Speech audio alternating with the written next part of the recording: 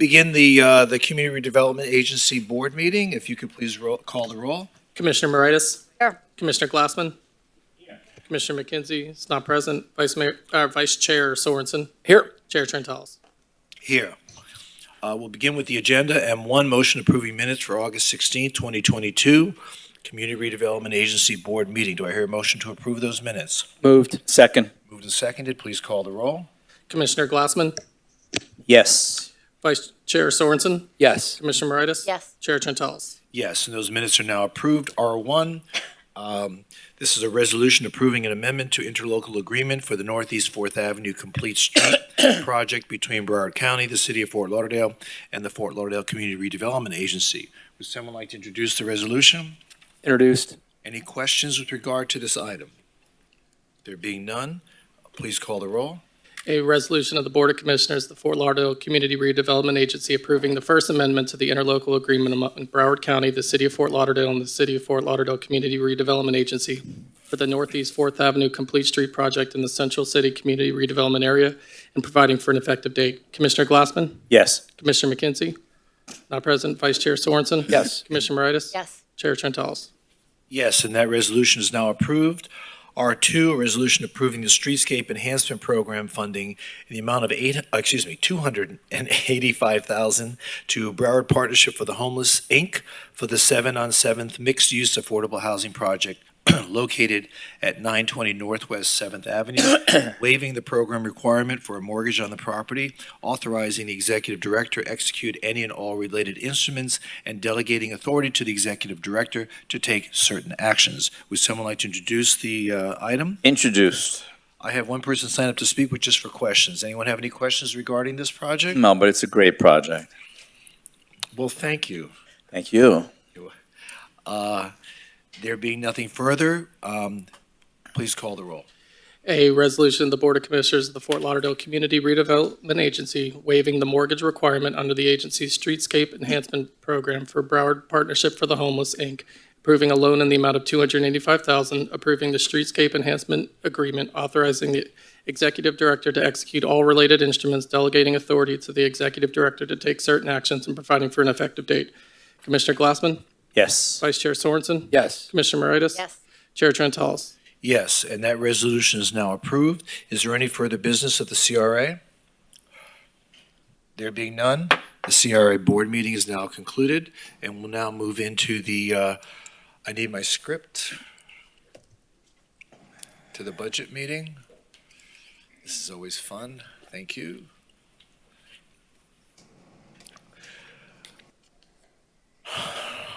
Are we going to do the OPEB meeting?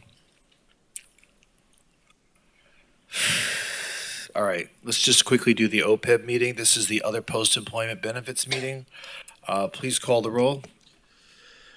Commissioner Moritas? Here. Commissioner Glassman? Yes. Commissioner McKenzie is not present. Vice Chair Sorensen? Yes. Chair Trentalis? Yes. Moving on to board reports, BR1, other post-benefits trust quarterly investment report for the period ending June 30th, 2022. Does anyone have any questions with regard to that item? There being none, there's no action needs to be taken. Next, M1, motion approving the minutes for the June 21st, 2022 other post-benefits trust board meeting. Someone like to introduce the motion? Moved. Second. Moved and seconded. Please call the roll. Commissioner Glassman? Yes. Vice Chair Sorensen? Yes. Commissioner Moritas? Yes. Chair Trentalis? Yes, and that item is now approved. Is there any further business of the other post-employment benefits board? There being none, that meeting is now concluded. Now we'll move into the to the special meeting regarding the budget. Do we need to call the roll with regard to this, Alan? Yes, please call the roll. Commissioner Moritas? Yeah. Here. Commissioner Glassman? Here. Commissioner McKenzie? Not present. Vice Mayor Sorensen? Here. Mayor Trentalis? Here. So we have a quorum. So this is the first of two public hearings as required by law on the Sunrise Key Neighborhood Improvement District millage and budget for the fiscal year 2023. The purpose of the hearing is to receive requests and comments regarding the Sunrise Key Neighborhood Improvement District's budget and to explain the budget and any amendments thereto. The public hearing is now open, and the city manager will now present the proposed millage rate and tentative budget. Mr. City Manager. The Sunrise Key Neighborhood Improvement District taxes the residents of this special district to provide security to their neighborhood. At their May 11th, 2022 meeting, the district voted their millage at 1 mil, which will generate a tax collection of $176,834 to support an operating budget of $137,000. This millage rate is 12.88% more than the rollback rate of 0.8859 mils and is necessary to maintain services for the Sunrise Key Neighborhood District. This concludes my report on Sunrise Key. Thank you. So now's the time for anyone in the public to speak or to ask questions regarding the budget regarding the Sunrise Key Neighborhood Improvement District. Has anyone signed up to speak, Mr. Clerk? None. No one signed up to speak on this item? Sunrise Key? Sunrise Key, no one signed up to speak. That's all I need to know. Okay. All right. No one has signed up to speak. Do I hear a motion to close public hearing? So moved. Second. Been moved and seconded. Please call the roll. Commissioner Glassman, Yes. Vice Mayor Sorensen, Yes. Commissioner Moritas? Yes. Mayor Trentalles? Yes. Okay. Thank you. So the tentative millage rate for Sunrise Key Neighborhood Improvement District purposes will be 1.0000 mil, which represents an increase of 12.88% over the rollback rate of 0.8859 mils. Will someone please introduce the resolution adopting the tentative millage rate for the Sunrise Key Neighborhood Improvement District for fiscal year 2023? Introduced. It's been introduced. Please call the roll. A resolution of the City Commission of the City of Fort Lauderdale, Broward County, Florida, adopting the tentative millage rate of 1 mil to be levied by the City of Fort Lauderdale for the Sunrise Key Neighborhood Improvement District for the fiscal year beginning October 1, 2022 and ending September 30th, 2023. Commissioner Glassman, Yes. Vice Mayor Sorensen, Yes. Commissioner Moritas? Yes. Mayor Trentalles? Yes, and so the millage rate has now been adopted. Now, will someone introduce a resolution adopting the tentative budget for the Sunrise Key Neighborhood Improvement District for fiscal year 2023? Introduced. It's been introduced. Please call the roll. A resolution of the City Commission of the City of Fort Lauderdale, Broward County, Florida, adopting the tentative budget of $176,834 for the Sunrise Key Neighborhood Improvement District for fiscal year beginning October 1, 2022 and ending September 30, 2023. Commissioner Glassman, Yes. Vice Mayor Sorensen, Yes. Commissioner Moritas? Yes. Mayor Trentalles? Yes, and so the budget has now been approved. The public hearing to adopt the final millage rate and budget will be held on, at 5:01 p.m. on September 12, 2022, in the City Commission Chambers in City Hall, 100 North Andrews Avenue in Fort Lauderdale, Florida. And that concludes that item. Budget 2. This is the City of Fort Lauderdale fiscal year 2023 tentative millage. This is the first of 2 public hearings as required by law on the millage rates for the fiscal year 2023. The purpose of the hearing is to receive requests and comments regarding the city's millage rate and to explain any amendments thereto. The public hearing is now open, and the city manager will now present the tentative millage rate on which the fiscal year 2023 budget is based. Mr. City Manager. Thank you, Mayor. The fiscal year 2023 City of Fort Lauderdale tentative budget includes maintaining the current millage rate of 4.1193 and increasing the combined debt service millage from 0.2613 to 0.2833 mils. The recommended millage rate of 4.1193 exceeds the rollback rate of 3.7684 by 9.31%. The aggregate tentative millage rate, including the Sunrise Key Dependent District, is 4.1230, which results in an increase of 9.31% above the aggregate rolled back rate of 3.7717 and is premised upon the following: funding increases in wages and insurances, funding key commission priorities and community investment plan projects, maintaining a healthy fund balance, increases to the fiscal year 2023 general fund budget that require maintaining the millage at the same rate as the prior 15 years include $11.3 million for the increase in salaries and wages, $10.4 million for the increase to fund capital projects, $2.7 million for the increase in transfers to the CRA and sanitation funds, $2.1 million for the increase in equipment and other capital outlay expenses, $5.2 million for the increase in employee pension, insurance premiums, and taxes. All right, so this is the time for anyone in the public who would like to speak. I don't have anyone signed up to speak on this item. Is anyone interested in speaking on this item from the public? Okay, there being no one signed up to speak, do I hear a motion to close public hearing? So moved. It's been moved. Do I hear a Second. second? Been moved and seconded. Please call the roll. Commissioner Glassman, Yes. Vice Mayor Sorensen, Yes. Commissioner Moritas, Yes. Mayor Trent House. Yes, and public hearing is now closed. So, the recommended millage rate to be levied for all general city purposes exclusive of debt service will be 4.1193, which represents a 9.31% increase in the millage rate over the rollback rate of 3.7684 mils. The aggregate tentative millage rate, which including the dependent districts, is 4.1230, which results in an increase of 9.31% above the aggregate rollback rate of 3.7717 mils. The recommended millage rate for the debt service for the 2015 general obligation refunding bonds is 0.0228. The recommended millage rate for the debt service for the 2011A general obligation bonds is 0.0204. The recommended millage rate for the debt service for the city's voter-approved public safety bond is 0.0928, and the recommended millage rate for debt service for the city's voter-approved parks bond is 0.1473.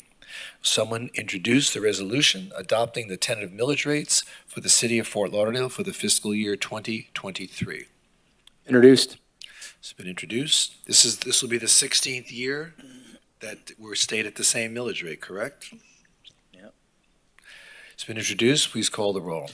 A resolution of the City Commission of the City of Fort Lauderdale, Broward County, Florida, adopting the tentative operating millage rate of 4.1193 and debt service millage rate of 0.2833 to be levied by the City of Fort Lauderdale for the fiscal year beginning October 1, 2022 and ending September 30, 2023.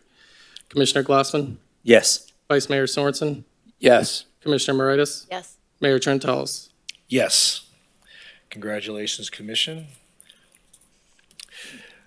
Okay, that ends Budget 2. Now we're on to Budget 3. This is a public hearing regarding the Community Investment Plan, CIP. The next item is the tentative 5-year Community Investment Plan. This is the time for anyone in the public to speak or ask questions about the tentative 5-year Community Investment Plan. I have several people who've signed up to speak.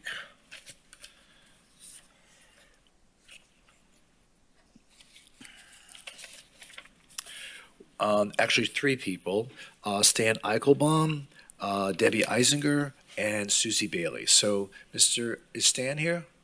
Oh, come on up. You're right there, the trio. You can speak a cappella.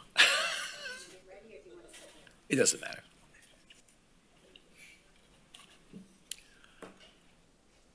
You look very summery, Stan. You look very summery. Yeah, I tried to find the lightest clothes possible to come over here. Okay. Stan Eichelbaum, I was asked by several to watch the video of your recent meeting on the Los Olas Mobility Plan. In a meeting, there is comment that the western portion of Los Olas appeared comfortable with the plan and efforts to move it forward. Wait, Stan, can you speak into the microphone? Sorry, should I start over? Yeah, start again. Wait, let me start you again. Hold on.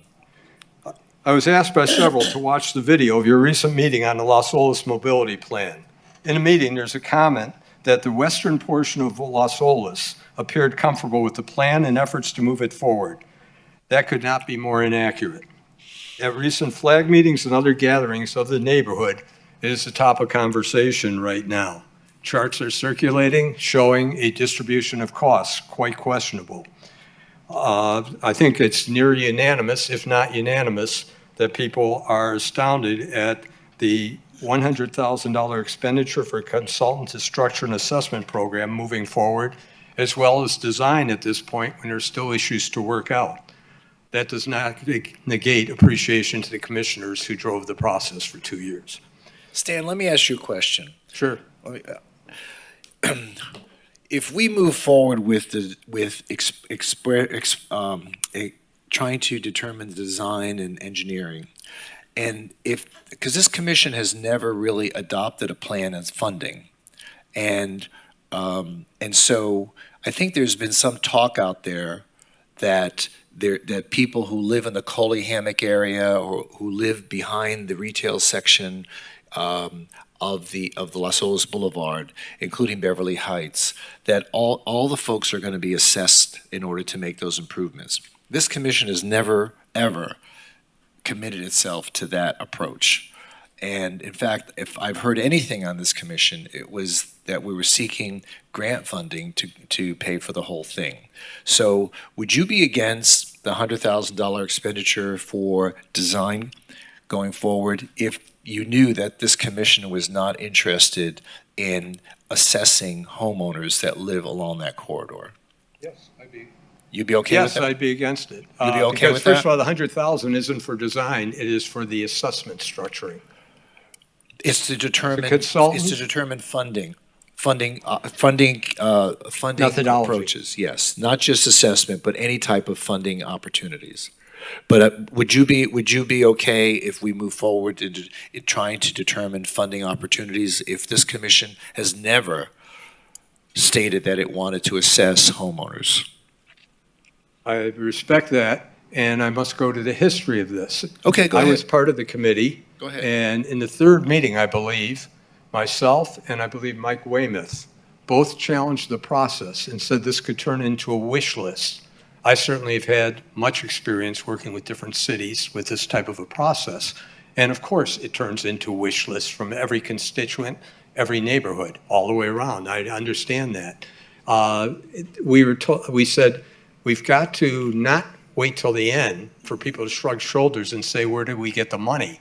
We've got to start with the money and find out what the realities are of sourcing. And I think that's We what didn't, this, we didn't have that. but at isn't all. that what this allocation is about? Isn't that what this budget allocation 2 is years about? later, realized that there was a lot of sweat equity that went into this process, and now people have grandeur and thought of realities that aren't possible at all, unless you go out and assess from the looks of it. Well, we certainly, let's be honest, we don't want to assess homeowners for this project. Let's just start with that. And I think that you are absolutely correct when you made the statement that this was a combination of wish lists, and that's why we really did not. It was very difficult to come to any conclusion with regard to the five sections of Las Olas. Okay, the five multiple personalities of Las Olas, and each section is very sensitive to any change, and I fully understand that. So we have to be very careful as we tread on what changes we make, if at all, as we go forward. Fully understand that. We made changes on the beach side, on the other side of the bridge. Everyone was comfortable with that. We've completed a lot of that, and now the question is, the retail section, the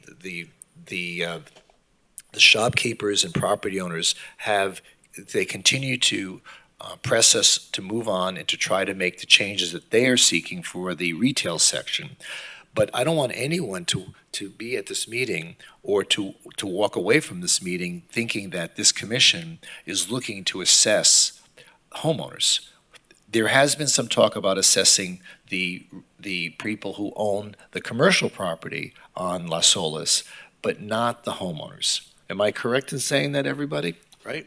Yes, Mayor. So- And just to add to that, and Alan and Greg, correct me if I'm wrong, because it's great discussion, Stan, is if there ever was a taxing district, that concept that moved forward, those who would be taxed have to approve that taxing district. Right. In other words, It's like the bid on the beach. Exactly. In other words, if it's the businesses on Las Olas, they have to vote overwhelmingly to tax themselves. Or if it was the homeowners, they would have to do that. So that would have to happen. Is that, Alan and Greg, am I saying that right?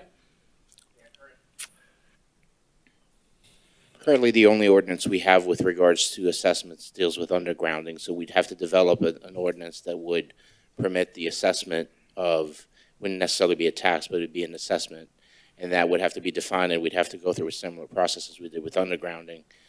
There were some other options presented from a county level, though, at the last presentation, but depending on what mechanism, it's not something that just happens overnight and just gets done. There's a process, yes. And thank you. And Commissioner Glassman, I mean, and Mayor, that's what I think we've talked about in our joint meetings, is this idea of businesses interested in, Stan, one of many funding options to explore, one of which is this idea at some point the businesses might want to create a taxing district. And if they do, they have to vote overwhelmingly in favor of that. If that makes sense. I am warning, that I guess not in friendly way, that the two words that come up right away is the wave. So there's a real reticence of not seeing clarity of all documentation. To your comment about would I be comfortable that you're hiring a consultant to figure out funding, the problem is you got documents circulating right now that show 4 districts with downtown residents and businesses covering $21 million in a commercial district, the shops, covering $23 million. People have estimated that that's $500 to $800 per resident. So that the interpretation of those documents is causing great concern. It's causing a lot of Secondly, heartburn. Wait, it's we causing have a lot no of, improvements. Wait. It's causing a lot of heartburn, and that's why I raised the point at the beginning of your presentation, because there's a lot of misrepresentation out there, and this is the place where people can come and hear the truth. The truth is that we have never, ever said we were going to assess homeowners. So whoever says that, whoever's circulating those mistruths, okay, are doing a disservice to the community, because we're trying to improve Fort Lauderdale. We're trying to make it better. We're trying to make the quality of life better for the homeowners and the visitors, okay, and those doing business in our city. All right, we're not trying to hurt people, and so everyone should not quickly jump the gun and think that we're trying to tax people. As the vice mayor said, if anything, the only discussion that has come up is something in the nature of a business improvement district, much like we have on the beach, where the hoteliers tax themselves. They create a fund every year. They use that fund for events and other opportunities to enhance the beach experience. And I think that's the direction we could consider going, but that's what we need to find out. This allocation is specifically to ferret out those options. What are the best choices, and how can we proceed going forward? That's all this is about. It's nothing more than that. I certainly could be comfortable with the right wording, but the problem is correcting the documentation so that it is understandable. You're saying there's misstatement. There's also documentation and comments that Well, are this is the provoked by policy. You what's just being heard done. tonight the policy of this commission. Whatever's written, this is the policy of the commission. You saw everyone nodding their head. We hope it's documented. Well, In whatever confidence. document you read.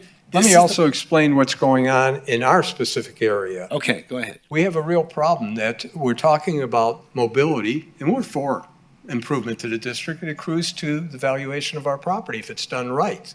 We also want to see the people responsible for it show up, as done in most cities, with feasibility, what the implication is of the cost to the city. Concern for that. Are we really putting out the cost for sake of the commerce of the district? And hey, if they're covering their cost, hey, it's hard to argue with that as long as we are protecting the public interest. Exactly. But from our standpoint, we're sitting with a district that we've hollered aggressively for 2 years, and we've met with you guys. 2.5 years 5 of years public ago. meetings, Stan.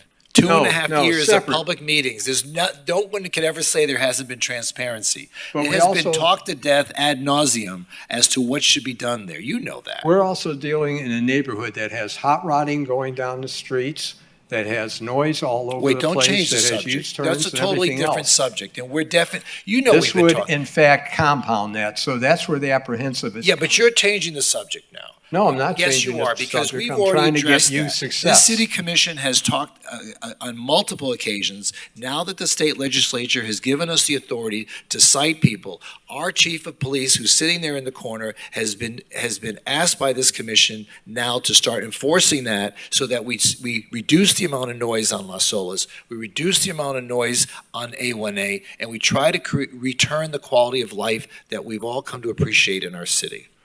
You created a hellhole for the, You created a for the hellhole? several months. What are you talking You about? gave a grace period that wooed every motorist, everybody possible. Try walking Los Olas as I do every day. It is horrific right now, all the way through that area on it. Everybody's You must be talking walking about it. down a different Las Olas than I walk down. I think Las Olas is a beautiful street. It's a wonderful Except for when it experience. upsets your dinner. Yeah, well, don't make things up, please. Don't make things People up. kid about that Come all on, the time. don't exaggerate. All right. I respect that. All right, I'm sorry, Stan. I mean, you and I are friends. We're Yep. gonna agree to disagree, but I think Las Olas is a beautiful street, and there are I do too. I occasions where think the people potential is do. very high. But our chief of police has now been given instruction to start citing people and to end that practice. Please start doing it aggressively. We need it. Okay, for our livability. turn around, you ask that public servant in the corner. I'll He's gladly meet he's him. ready. Okay, thank you, Stan. Thank you. Debbie Eisinger?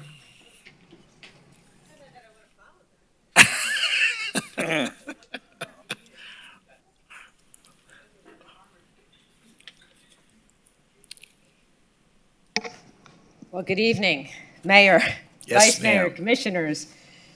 Look, I'm going to start with saying a thank you. And your dedication, commitment to public service is greatly appreciated. I certainly know what it takes, to do this.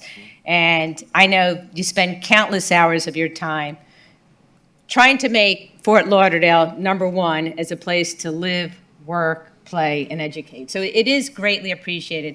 But I do think we definitely need a clarification on the funding source, because it is, and I was basing it, holding this Las Olas Improvement Plan funding technical memorandum as I prepared to share with you tonight that our Hendricks Isle of Venice Neighborhood Association is unanimously opposed to the $100,000 that's being allocated to pay Stantec on this one-time Las Olas Mobility Assessment Consulting Services, because what we are reading, and it's here in black and white, is looking at a funding source. So it's good to hear from you, and I hope we can all be on the same page that, no, they are going to take this out as an option of assessing the residents for these improvements. I mean, we definitely need that in black and white. I came here on June 21st when you held that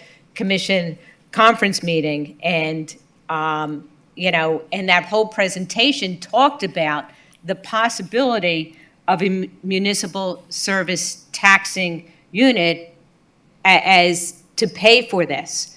So if you can just confirm that that will be taken out of consideration for this $100,000 that we're going to invest in looking at options, this is totally off the table, then we can go back with a degree of comfort. Because I'm not opposed to the whole Las Debbie, Olas. you can go back with a degree of comfort, knowing that that is not an option for us. This commission, you just heard the four members of this commission nod their head to my question about assessing residential properties, and it's not on the table. So, Thank you. All right? I And want you then to we're walk- happy to work with you, that's for sure. Okay. Thank you. Mayor, Yes. can we have Ben, I want Ben to address the $100,000 cost, because also we have to make sure that when we nod our heads, we're also not nodding our heads saying that the businesses cannot be assessed or assess themselves, or Not- I we're want just to, saying I the just want to make sure The that residential that's really portion. clear, that we're not just cutting off our nose to spite our face, and we're not just making blanket statements. So Ben, if you could do me a favor and just clearly explain what the $100,000 is for with Stantec. Yeah, absolutely. Ben Rogers, Director of Transportation Mobility.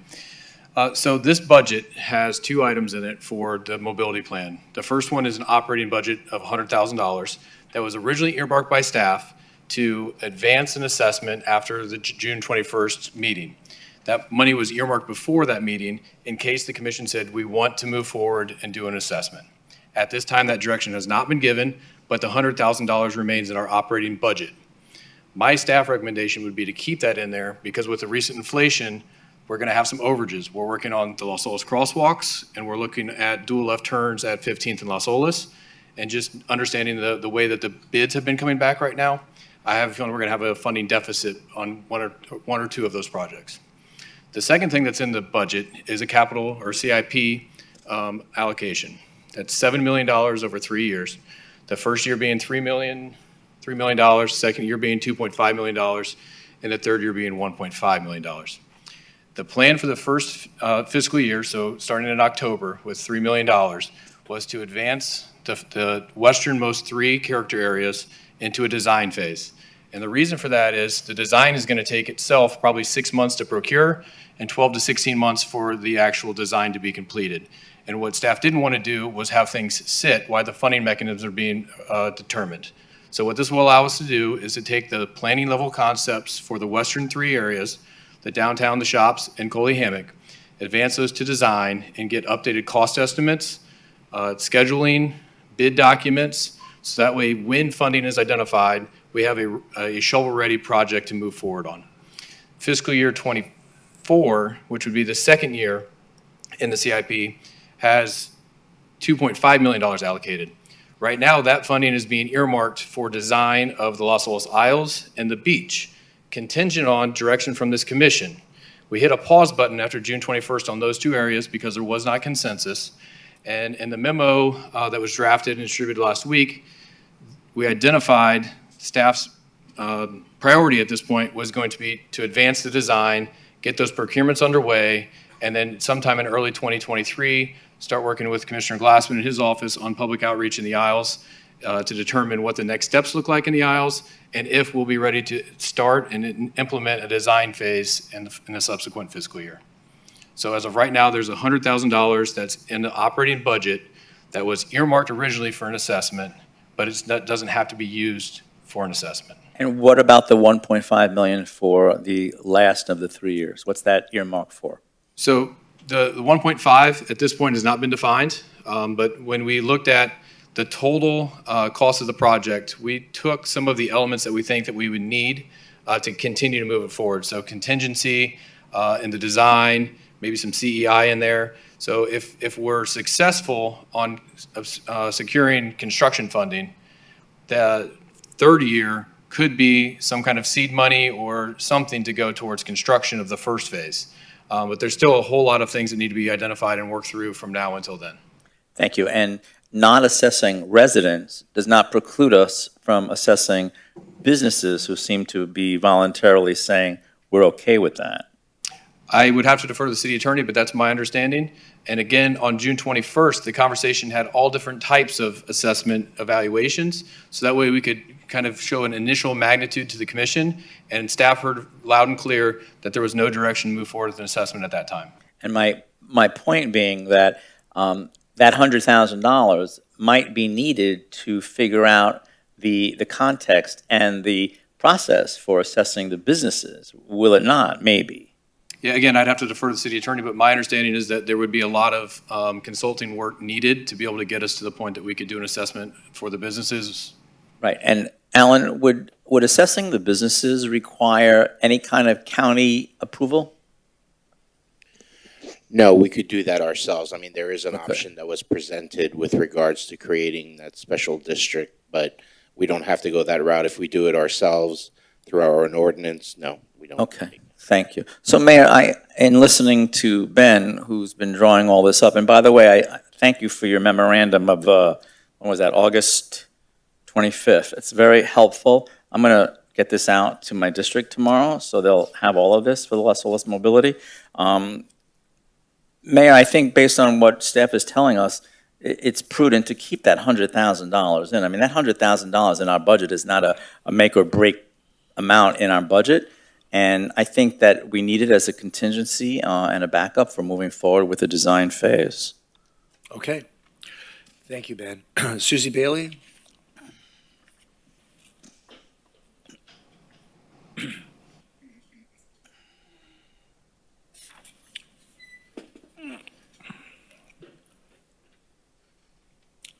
I get 5 minutes since I'm a president of or at least an extra minute? No? Okay. I heard everything you said, but there's a lot of concerned residents that couldn't be here because of the holidays. So they're asking me to read something for them. Is it okay if I read it? Go ahead. Again, it's on behalf of the Nurmi Isles HOA, the Riviera Isles Lakeshore of Broward Condominium Association, Marine Tower, the Idlewild Improvement Association, the Hendricks Isles and Isles of Venice Neighborhood Association. Again, it's that stating our opposition of, for the record, that we all oppose the proposed general budget being considered for that adoption. What you're saying now is off the table, okay? We request that, that is amended, so it's off the table. Steve, you're saying right now that the $100,000 you still want on the table. How are we to know that that's not still going to be used as a legal way to find a way to assess us? Because it was stated on that video that I sent you guys, we didn't just come up with these ideas out of nowhere. It was from that June 21st meeting, and there was a question that you made and a question that you made to Ben, and it was, yours was, well, if we're going to by however you say that, if we're going to change the line, which you guys voted on, from 12th to the Suspiro Bridge for the western portion of the project,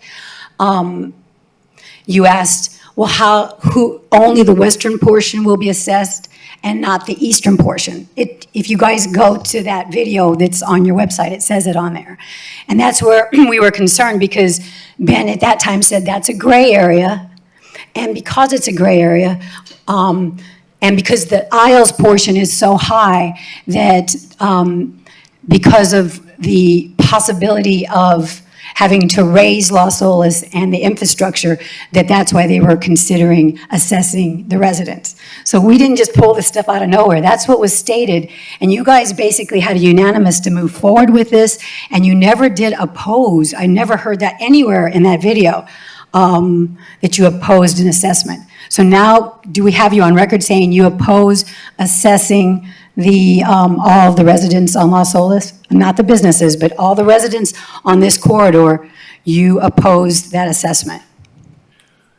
What we're saying is that the section of, the commercial section of Las Olas, okay, the shops, okay, I personally, and I think you saw the consent of everyone on this commission, has no interest in seeking an assessment from the property, from the residential property owners along that corridor. What happens east of the bridge, east of the canal, is a completely different subject.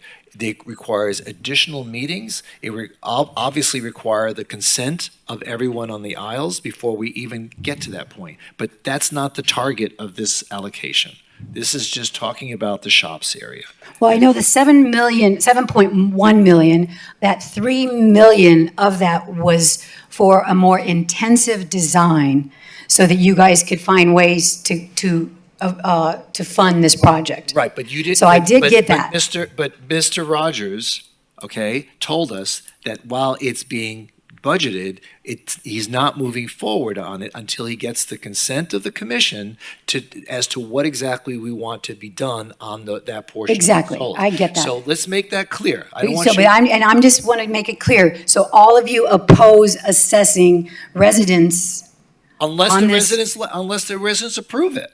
If the residents approve it, then we're going to do what the Okay, but residents at this want. point, so then there is still a possibility of an assessment that you might vote on. If the residents ask us to do something, we're going to agree to do what they ask us to do. That's Okay, but what at we've this always point, right done. now, so this We've always done $100,000 will not be used to legally find a way to assess us? That is correct. Okay. And the assessment of the residents for the entire plan is off the table? No, you're just trying to twist this, okay? No, I mean, this is Listen important, up. we need Listen to clarification. me. I'm not making myself clear, and I apologize, Okay. okay? The commercial portion, the retail portion, okay? Maybe, excluding We're the looking to business. determine whether or not an assessment is viable amongst the commercial properties. But there will not be an assessment of the residential properties in the Coley Hammock and Beverly Heights communities, okay? That is what we're saying tonight. What happens east of the bridge, the aisles, is still to be determined, and that will be based on what the people that live there want us to do. If they want to see changes on that portion of the street, if they want to see significant capital improvements made, raising the street, widening, shifting the But that was on direction. wasn't that the 3-year, $25 million project that's already been budgeted? It's budgeted, but we're not going to spend it until we know what the community wants us to do. We just want to make sure we're not being assessed for it. You're not going to be assessed for it. Okay, All right? all right, thank you. You're welcome. Phew. No, but seriously, you ask good questions, and I want everyone to be clear on this. I don't want you walking away thinking that something's going to be done, secretly or behind your back. This is a fully open, transparent process. Okay, is there anyone else who wishes to speak on Budget 3? Yes, sir. After you speak, can you sign up? I need to have a record. All right. It's a pretty bright tie you're wearing there. I just wanted to bring up that obviously mass transit is a issue for our city. And as the wave was brought up, originally the wave started out as a great idea. And through bureaucracy and add-ons and poison pills, it went from something that was a great idea to something that became not a great idea. And in order for us to accomplish mass transit in this city, we have to be careful of the bureaucracies and the things that poison pill our ability to take good ideas and accomplish them. And we saw that with the wave. And I think it was started out as a good idea and it became a bad idea by the end. That's all I wanted to say. All right. Thank you. Thank you, Johnny. Okay, is there anybody else who wishes to speak? Okay. There being no further public comment, is there a motion to close public hearing? So moved. Second. Moved and seconded, please call the roll. Commissioner Glassman, Yes. Vice Mayor Sorensen. Yes. Commissioner Moritas. Yes. Mayor Trentalis. Yes, public hearing is now closed. Okay, will someone please introduce a resolution adopting the tentative 5-year community investment plan for the period beginning October 1st, 2022 and ending September 30th, 2027? Introduced. It's been introduced. Please call the roll. A resolution of the City Commission of the City of Fort Lauderdale, Florida, tentatively approving and adopting a 5-year community investment plan for the period beginning October 1, 2022 and ending September 30, 2027, tentatively appropriating the portion of the community investment plan for the fiscal year beginning October 1, 2022 and ending September 30th, 2023, tentatively reappropriating the unspent community investment plan project balances at the end of the fiscal year beginning October 1, 2021 and ending September 30, 2022 for the fiscal year beginning October 1, 2022 and ending September 30, 2023 and providing for severability and an effective date. Commissioner Glassman, Yes. Vice Mayor Sorensen, Yes. Commissioner Moritas. Yes. Mayor Trentalis. Yes. So the public hearing to adopt the final 5-year community investment plan budget will be held at 5:01 PM on September 12th, 2022 in these chambers at City Hall, 100 North Andrews Avenue in Fort Lauderdale, Florida. Thank you, everybody. Now we move on to the last item, Budget 4. This is the first of 2 public hearings as required by law on the City of Fort Lauderdale budget for the fiscal year 2023. The purpose of the hearing is to receive requests and comments regarding the city's budget and to explain the budget and any amendments thereto. The public hearing is now open, and the city manager will now present the tentative budget. The fiscal year 2023 City of Fort Lauderdale tentative budget includes maintaining the same millage rate of 4.1193 and increasing the annual fire assessment rate by $10 to a total of $321 per residential unit. The tentative budget is premised on the following: funding increases in wages and insurances, funding key commission priorities and community investment plan projects, maintaining a healthy fund balance. I would now like to present to you the adjustments to the fiscal year 2023 budget that have been made since the submission of the July 5th, 2022 proposed budget. The following adjustments have been made to the general fund revenues. Increase in revenues totaling $2,406,123 to account for updated ad valorem and state revenue estimates. Adjustments have been made to the general fund expenditures, including $104,000 increase for special election costs in the city clerk's office, $1 million increase to the transfer to the community investment plan for the Las Olas Mobility Project, $257,877 decrease in salary allocations for the Development Services Department, $57,508 increase in the transfer to the Community Redevelopment Agency, $50,000 increase in the transfer to the Community Investment Plan for the Lifeguard Tower Project artwork, $128,013 increase for a noise study in the Development Services Department, $479,709 increase in the inflation offset transfer to the Community Investment Plan,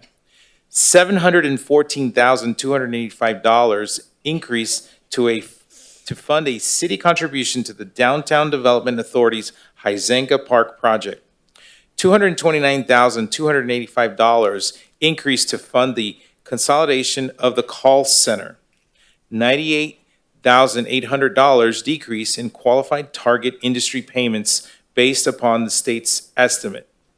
These revenue and expenditures adjustments result in a fiscal year 2023 tentative general fund budget of $440,278,165. The full changes to other funds since the submission of the fiscal year 2023 proposed budget are outlined in CAM 22-0638 Exhibit 2.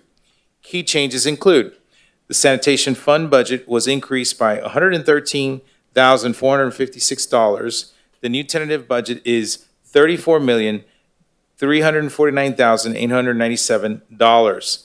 The parking fund budget was decreased by $85,419.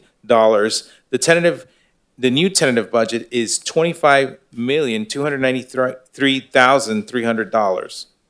The stormwater fund budget was increased by $11,279. The new tentative budget is $28,873,929. The Sunrise Key Fund budget was increased by $35,104. The new tentative budget is $176,834. The Debt Service Fund budget was increased by $125,462. The new tentative budget is $45,364,971. The Project Management Fund budget was decreased by $136,181. The new tentative budget is $4,711,679. The Self-Insured Health Benefits Fund was increased by $376,500. The new tentative budget is $42,684,305. That concludes my report on the fiscal year 2023 tentative budget. Thank you, Mr. City Manager. So this is the time for anyone to speak from the public, have any questions or comments regarding the budget. I have two people who signed up to speak, Bonnie Clearwater and Johnny Los. Do you still want to talk? No, you're good. Johnny, you good? You want to come up? Come on up.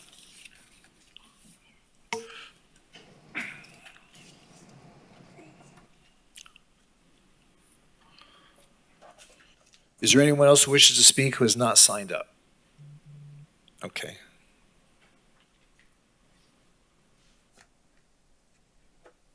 First off, I wanted to thank all of you for your support of the waterways and the sewage management that's gone on, the projects to restore mangroves, the projects that help clean almost 9,000 gallons of concentrated sewage out of Himmershey Canal and restore oxygen to that waterways. The waterways are the lifeline of our city. I care deeply about it. I know you guys have all supported us through all of this, despite what others say and how you guys are attacked about this. It's incorrect. And I don't appreciate it from people that do that to you guys because it's not true. You guys care about our waterways. You inherited a problem that was not your causing. Then you also dealt with a problem that was unforeseen, which was the rising of the water, the groundwater into these pipes, which created erosion. So you guys faced some of the most difficult problems that anyone could face. None of them were predicted, and none of them were your fault. But you guys all took the attacks.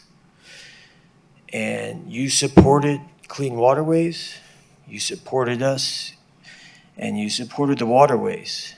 And all I ask is that you continue to prioritize our waterways because there are answers to solve these problems and to fix them. And I just hope that you guys prioritize the mitigation and the restoration of our waterways in your budget. And I know you guys have all done your share and done your part. And I thank you for that. All right, thank you. Thank you for saying that. We appreciate it. Anyone else? Okay, so do I hear a motion to close public hearing? Moved. Second. Please call the roll. Commissioner Glassman? Yes. Vice Mayor Sorensen? Yes. Commissioner Moritas? Yes. Mayor Trentalis? Yes. So the tentative total of all funds budget for the city of Fort Lauderdale is $985,053,597, which will fund the various operations of the city of Fort Lauderdale for fiscal year period ending or beginning October 1st, 2022 and ending September 30th, 2023. Someone please introduce the resolution adopting the tentative budget for the city of Fort Lauderdale for fiscal year 2023. Introduced. Been introduced. Please call the roll.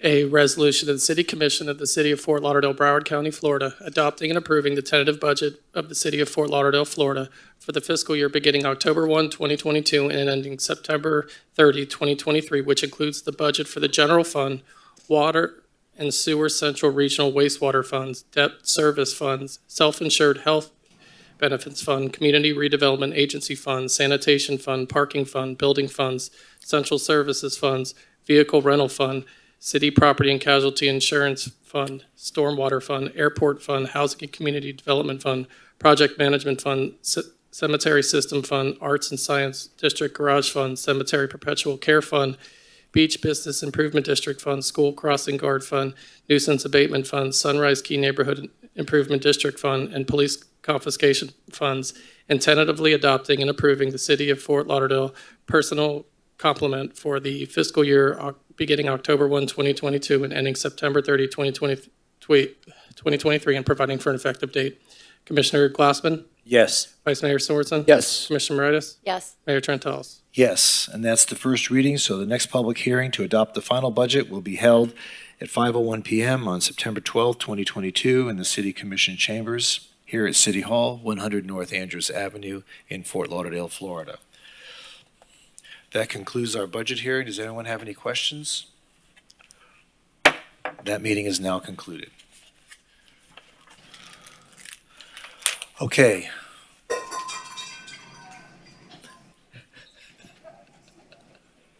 Let us begin our evening meeting. Good evening, everybody. Welcome to the city of Fort Lauderdale. We're here to begin our evening meeting. For those of you who are here for the first time, welcome, and we thank you for participating in this event.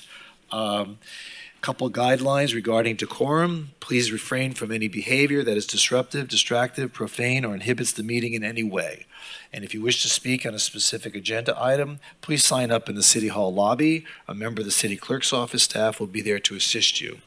So, we begin our meetings with our Pledge of Allegiance, and then we go into some housekeeping rules. So if you could all please stand and join me in the Pledge of Allegiance. I pledge allegiance to the flag of the United States of America and to the republic for which it stands, one nation, under God, indivisible, with liberty and justice for all. Thank you. Please be seated. Please call, before we begin, this afternoon at our conference meeting, Commissioner Glassman notified us of the passing away of David Parker, who is a community activist for many years, who I've known for many years myself. A great person, so sad to hear that he had passed away. And I was wondering if we could all share in a moment of silence in recognition of his having died.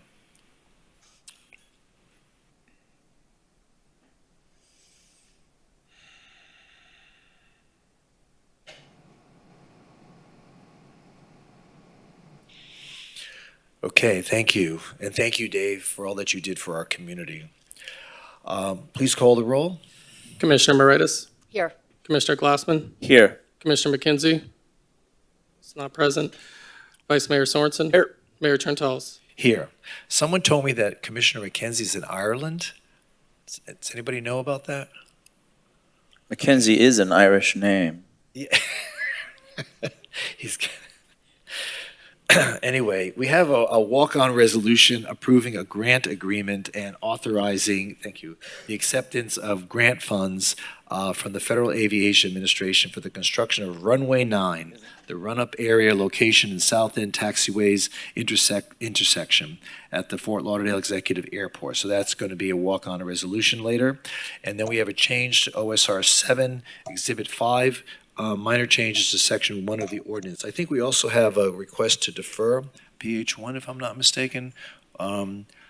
That's regarding the Castro convertible. I need to confirm with staff. Yeah, Oh. I just saw Ms. Toothaker. She's acknowledged that they Okay. want to defer that.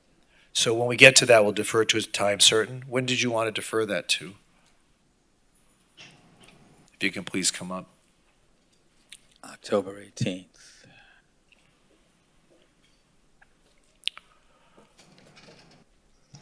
Good evening, Mayor. Stephanie Toothaker on behalf of June 36 Properties. We're requesting it be deferred to the second meeting in October. The second meeting in October, which I Yes, think is please. October Yes. 18th? Yep. Okay. So when we get to that, we'll do that. Thank you very much. You're very welcome. Do I hear a motion to approve the minutes and the agenda as Mayor, amended? I just had one correction, if that's okay. On the agenda or the minutes? Minutes, sir. Okay.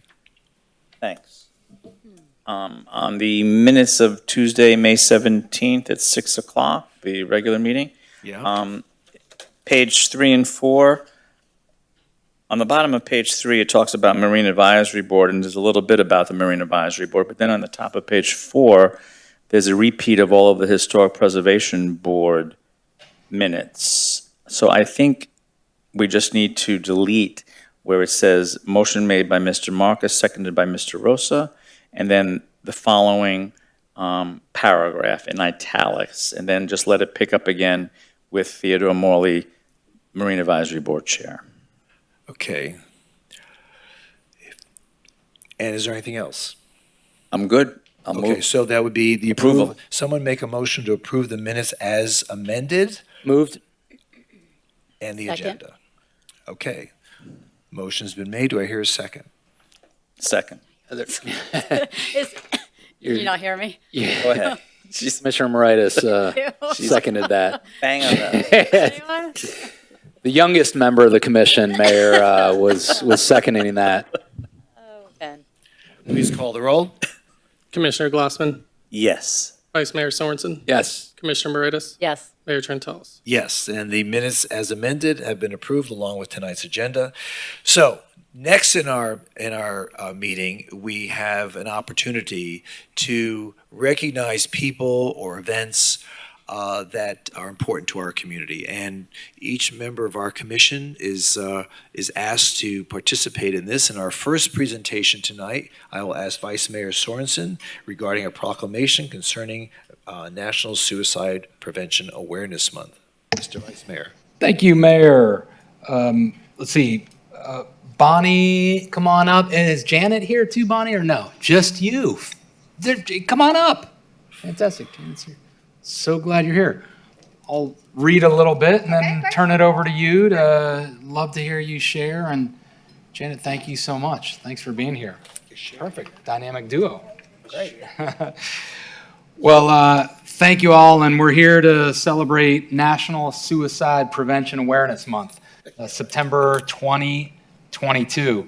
Whereas the City of Fort Lauderdale Commission is firmly committed to raising awareness about suicide prevention in the City of Fort Lauderdale and Broward County, and whereas September is nationally recognized as Suicide Prevention Awareness Month, and whereas over 40,000 Americans take their own lives each year. In the state of Florida, a person commits suicide approximately every 2 hours. And whereas suicide is a national epidemic claiming the lives of 6,000 veterans each year and is a leading cause of death for first responders, which has touched us here in the city of Fort Lauderdale, especially with police and fire. Firearms are the leading method of suicide in Fort Lauderdale and the most lethal method. Access to guns triples the risk of death. And whereas the American Academy of Pediatrics, the Children's Hospital Association, and many others have declared a national emergency in child mental health. Suicide is the second leading cause of death among people ages 10 to 24 and has increased every year since 2007. Whereas it's critical to recognize the best methods to prevent suicide when a person is in crisis, here's what they suggest, and tell us if this sounds right.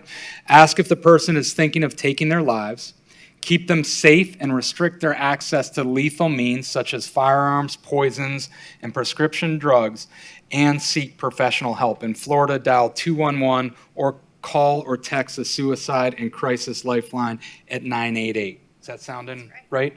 So 211 or 988. Okay.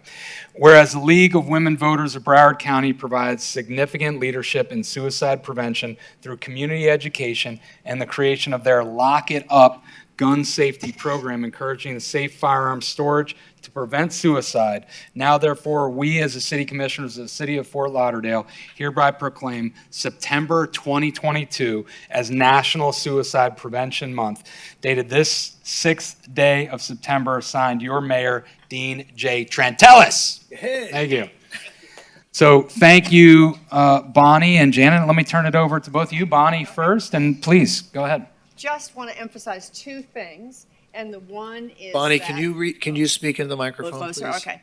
I just want to emphasize two things. Well, first of all, I want to thank the commission on behalf of the League of Women Voters and the Florida chapter of the American Academy of Pediatrics. The two things to remember is if someone is depressed, take it seriously.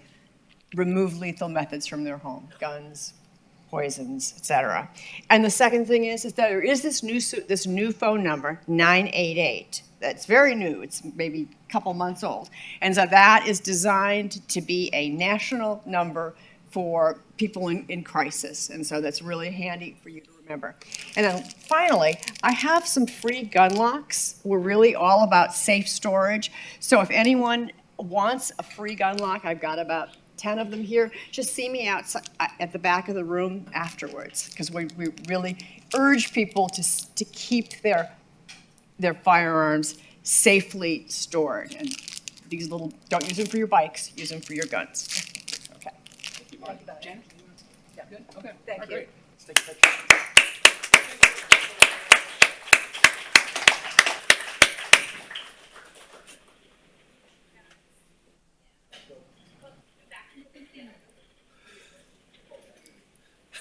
I always have to smile.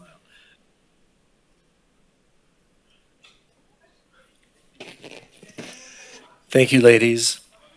Thank you, Vice Mayor.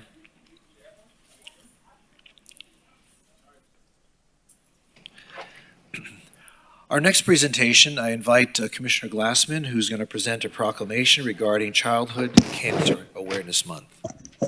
Thank you, Mayor. And if I could invite Stephen and Deborah Greenbaum, representing Alex's Lemonade Stands Advisory Board, and Amanda Aiello, who is a patient at the Sala Foundation Children's Hospital, and her mother Shannon, to join me at the podium. Thanks. And we have others. Oh, hello, Commissioner.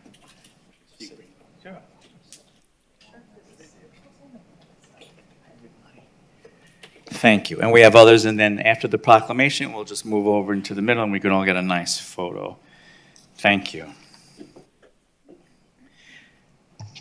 This is a proclamation from the Office of the Mayor, City of Fort Lauderdale, in recognition of Childhood Cancer Awareness Month, September 2022.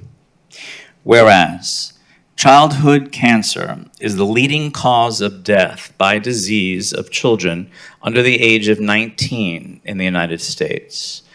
And whereas 1 in 5 children diagnosed with cancer will die within 5 years of diagnosis, the average age of death for a child with cancer is 8.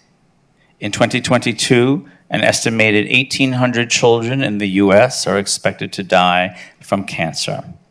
And whereas more than 17,000 children in the U.S. are diagnosed annually, the overall incidence of childhood cancer is on the rise, with an average of 0.8% increase per year since 1975. And whereas childhood cancer research is underfunded, accounting for under 4% of the annual budget from the National Institutes of Health, while pediatric cancers and adult cancers are different, modified adult cancer protocols are used on children with, at times, devastating effects. And whereas, as of 2020, there are approximately 500,000 survivors of childhood cancer in the U.S. And whereas children treated for cancer are twice as likely to suffer chronic health conditions later in life than children without a history of cancer, the emotional and financial toll that a childhood cancer diagnosis and treatment can take on a family is devastating.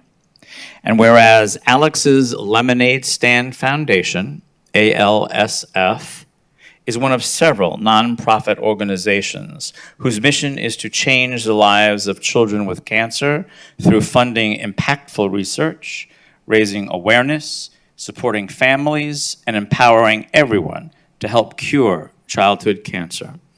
And whereas ALSF invites Fort Lauderdale residents to Happy Hour for Hope on September 15th, 2022 at Andy's Live Fire Grill in Fort Lauderdale, and the I Care, I Cure annual golf tournament on December 12th, 2022 at Grand Oaks Gold Club in Davie.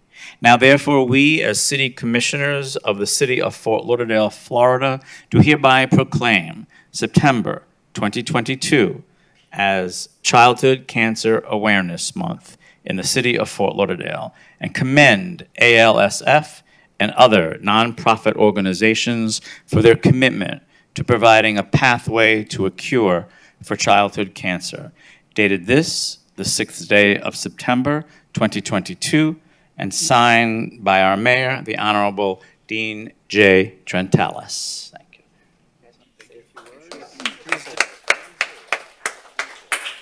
Thank you, Commissioner Glassman. Mr. Mayor, members of the commission, on behalf of Alex's Lemonade Stand and all of the other nonprofits who are fighting the fight for children, I want to thank you for increasing the awareness of childhood cancer. It's a battle that we keep fighting, and it's one that we're going to continue to keep fighting until there's a cure for all childhood cancers. You mentioned, Commissioner Glassman, survivors. We happen to have 2 right now. We have my son, John Ryan, who is going to be turning 40 next year, had cancer, was diagnosed with cancer at 10 months old. This is a success story. Also with us today, and you're going to hear from her mom, I believe, is Amanda Aiello, along with her mom, Shannon. They are fighting the fight as we speak thanks to Broward Hospital and the Sala Foundation Children's Hospital. We couldn't be more than pleased to have with us today Heather Haverchick, the CEO of Broward Health, who's going to say a couple of words, but I think at first I wanted to invite Shannon and Amanda up here to see whether they have something to say. Shannon? Amanda? Hi. Just to thank you very much for the proclamation. That thank God for the research that my daughter is here with us today, where 20 years ago that may not have been the case. So I'm very grateful. Thank you, Mayor and Commissioners, for proclaiming this National Cancer Child Awareness. Thank you. Thank you. Thank you so much. And Heather, a few words, please. Oh, good evening, and it's just my pleasure to be here. I'm Heather Haverchak. I'm the CEO at Broward Health Medical Center and Sala Foundation Children's Hospital. I'm also a pediatric hematology oncology nurse by training and background. That's really what I've dedicated my career to. We do have some other team members that are here with us tonight. Dr. Hector Rodriguez Cortez really leads our program. When we talk about those clinical trials that are available, they're truly the game changer of how we take care of children with cancer. When we think about drugs, that have come onto market. There's so many drugs in the adult cancer space, but there's really a limited amount that are available for pediatric patients. And we're so fortunate to have those trials available right here in the community for these children. Childhood Cancer Month is something that we celebrate each and every year, but each and every day. These families have gone through really some courageous journeys, and we are so privileged to be part of that journey. And I just thank you again for recognizing them. I want to thank the Greenbaum family just for being tenacious and taking really what their family has gone through and turning it into something wonderful with this foundation. So I just want to thank you, and please always celebrate with your Gold Childhood Cancer Awareness Month. Thank you.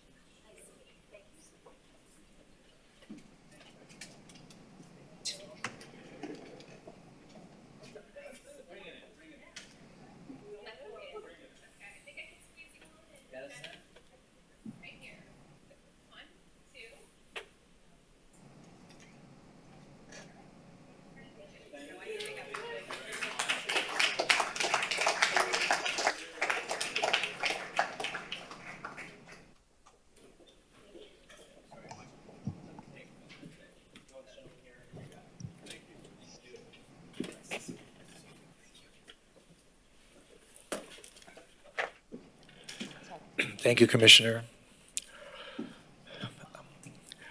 I now would like to invite Commissioner Moritas, who will present a proclamation regarding Hunger Action Month. Commissioner Moritas. Thank you, Mayor. I'd like to call up to the podium Stuart Handiff. Are you here? The Vice President of Philanthropy from Feeding South Florida. Anybody else you want to bring up with you, Stuart? Ashley. Come on. All right, come on up. Welcome. So on behalf of the City of Fort Lauderdale, I'd like to read this proclamation from the Office of the Mayor in recognition of Hunger Action Month. Whereas hunger and poverty are issues of grave concern in the United States, the state of Florida, and the City of Fort Lauderdale. Whereas the City of Fort Lauderdale is committed to raising awareness about the need to combat hunger in every part of our city and to provide additional resources the residents of Fort Lauderdale may need. Whereas the City of Fort Lauderdale has partnered with Feeding South Florida to educate people about the goals and significance of food banks in addressing hunger and raising community-wide support of the need to devote more resources to the ongoing hunger crisis. Whereas more than 1 million individuals in South Florida rely on food and grocery items provided by the members of Feeding South Florida annually. This includes 500,000 children and seniors. Whereas Feeding South Florida distributed in excess of 90 million pounds of food in 2021-2022 through its network of food pantries, soup kitchens, shelters, and other community organizations. And whereas food banks across the country, including Feeding South Florida, will host numerous events throughout the month of September to encourage involvement in the effort to end hunger in their local communities. Now, therefore, we as the City Commissioners of the City of Fort Lauderdale do hereby proclaim September 2022 as Hunger Action Month in the City of Fort Lauderdale. Signed, your Mayor, Dean Trantelis. Thank you for joining us tonight. We appreciate your work. Would you like to say a few words? Good evening, Mr. Mayor, Vice Mayor, Commissioners. Thank you so much for this wonderful honor. On behalf of our entire board, staff, and volunteers at Feeding South Florida, and most importantly, the 1.1 million who rely upon us, children, families, individuals, every single month, thank you. That accounts and equates to about 25% of the food insecure population in the state of Florida. We thank you so much for this honor and helping us to raise visibility and awareness around this vital month for Feeding South Florida and food banks all across the country, where we encourage and ask everyone to go orange, wear an orange tie, wear an orange shirt anytime throughout the month. It's a conversation starter to help let more people know about the work that we do, the impact that we have. For more information, please visit our website, feedingsouthflorida.org. You know, 1 in 9 individuals have to go to bed hungry every single night. That's one too many. It's even worse for children. It's 1 in 6 throughout our service area, our Quad County area, including Fort Lauderdale.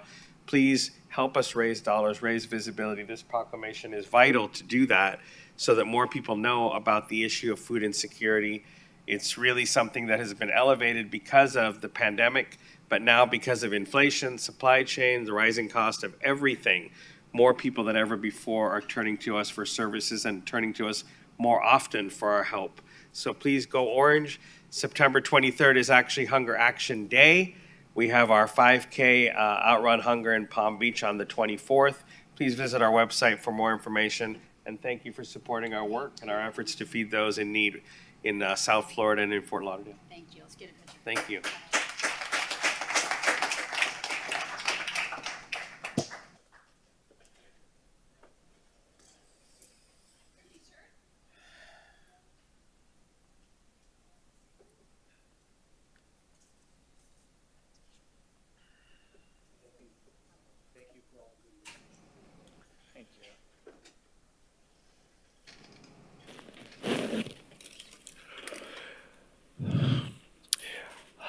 In our final presentation, I will invite Fire Rescue Chief Rhoda McCurd, who has a commendation to.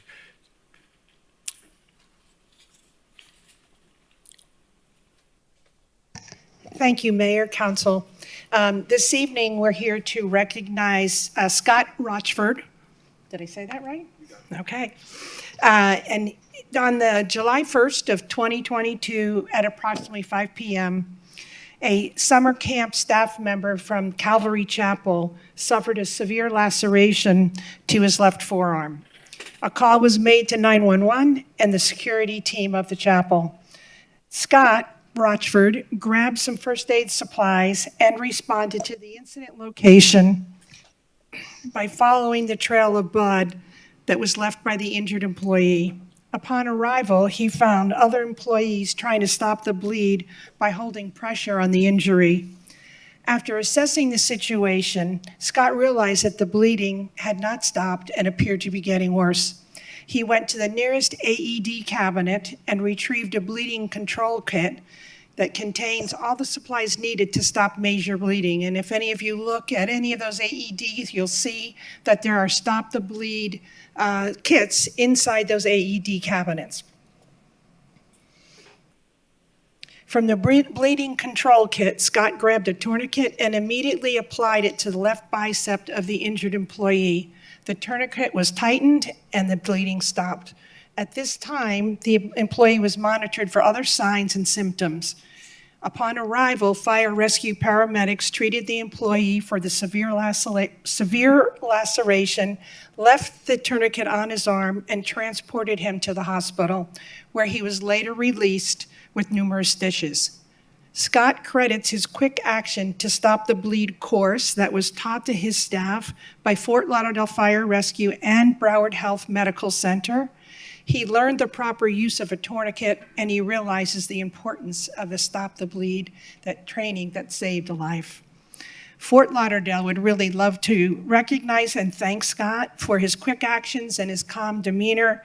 His actions clearly demonstrated his knowledge of life-saving skills, applying a tourniquet, preventing excessive blood loss, preventing shock, and stop major bleeding on a severely injured individual. Help me in congratulating Scott for his life-saving actions.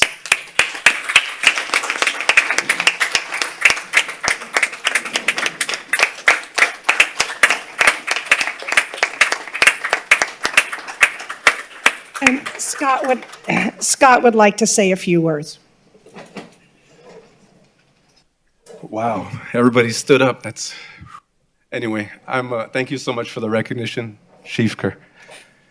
I couldn't have done that. I'm a very anxious person. Right now, heart's pounding with all of you looking at me. We know hand CPR, don't worry. Okay, so I couldn't have done it without the Lord, without my employee, my fellow staff beside me, and without that training. I knew what to do. I knew where the closest kit was, and I just thank you so much. If you could just continue to make those trainings accessible. And also, I was in the back listening to the different things this city is doing, the suicide prevention and the hunger action, the childhood cancer. I mean, thank you so much for what you guys do. What a blessing to work in this city. And I just want to say, whatever situation anyone is in, no matter how dark, whatever it is, God loves you. He loves you, loves you, loves you. So much that he gave Jesus to die for your sins and my sins. And no matter, the only way you can get to heaven is through him. And I just want to share that there's no amount of good works, church attendance, meditation you can do to get to God. Just receive his gift. In the similar way that young man took the tourniquet and received his life to be saved, all you have to do is just receive. Don't reject him. And I just want to say thank you again so much for the recognition. And if you can just continue to keep these classes available, that would be a blessing. All I have to do is call up, and they schedule these things so simple for me. I email Broward Health, I call Chief Oatmeyer. So thank you so much for making these things available. You're welcome. Great. Thank you, Scott. Thank you, Chief.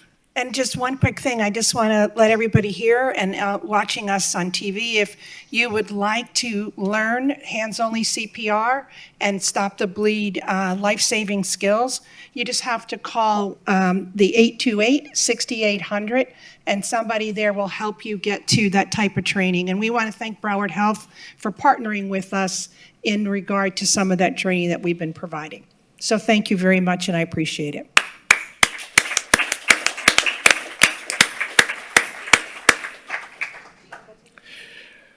Chief, you have an amazing team, and every time you come here with an episode of heroism, it just makes us all feel wonderful that you're in charge of that department and that we're part of this community. So thank you for all that you do too. That's the best part. And I forgot, but I have a challenge coin. In the fire service, we award challenge points when people make promotions or somebody like yourself does something great like saving a life. So I'd love to present this to you. Thank you.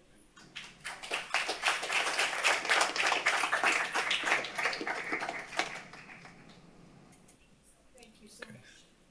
Thank you, Scott.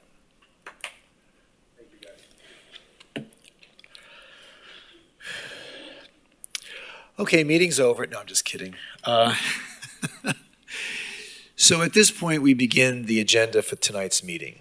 And the procedure is that there are certain consent items that are taken up at the beginning of the meeting. What happens to the consent agenda? The consent agenda, we vote on all at once. They're usually purchasing items or some kind of item that we don't really normally need a whole lot of discussion.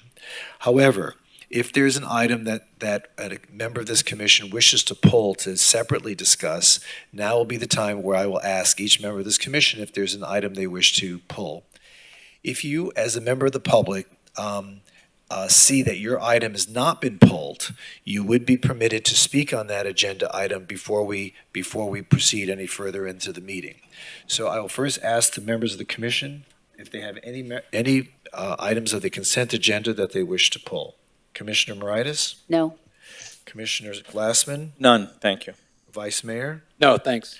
Okay, so so no one has pulled any item from the consent agenda, although I do have someone who wishes to speak on CR1. So why don't we go ahead and I'll entertain a motion to approve all the items except CR1 on the consent agenda. Moved. It's been moved. Do I hear a second? Second. Been moved and seconded. Please call the roll. Commissioner Glassman? Yes. Vice Mayor Sorensen? Yes. Commissioner Moritas? Yes. Mayor Trentalles? Yes, so all the items on the consent agenda have now been approved. If you came here for any of those, your item has now been approved. Marilyn Romano, you've asked to speak on CR1. Please step forward.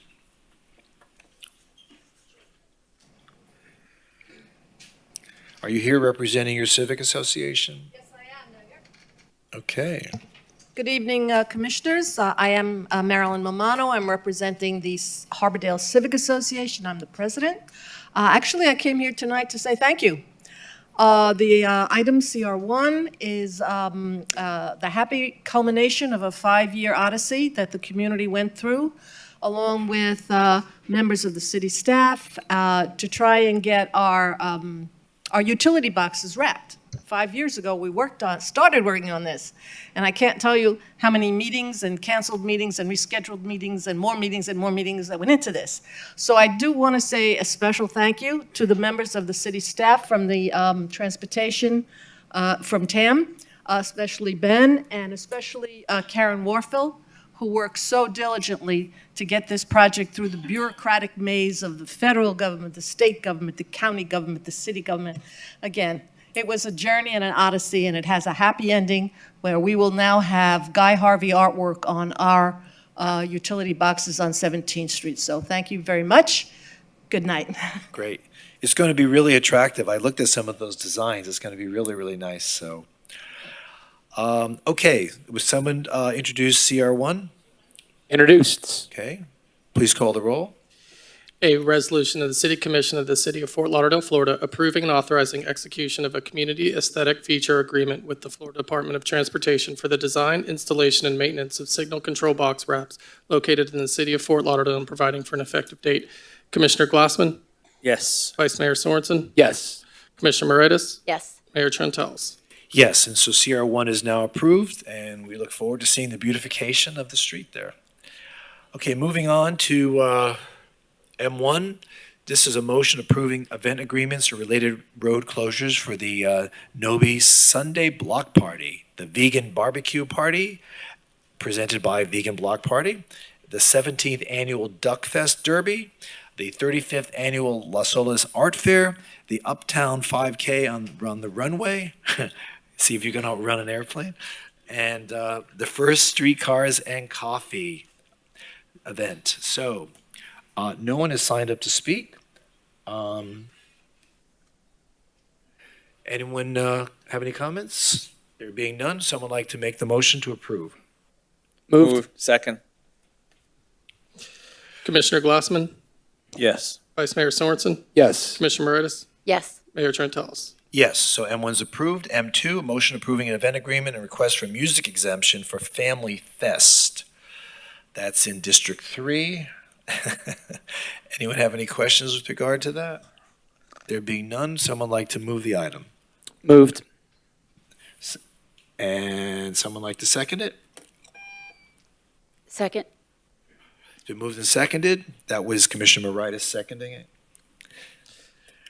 Please call the roll. Commissioner Glassman? Yes. Vice Mayor Sorensen? Yes. Commissioner Moritas? Yes. Mayor Trentalles? Yes, so M2 is now approved. M3, motion approving an event agreement, related road closures, and request for music exemption for Christmas on Las Olas.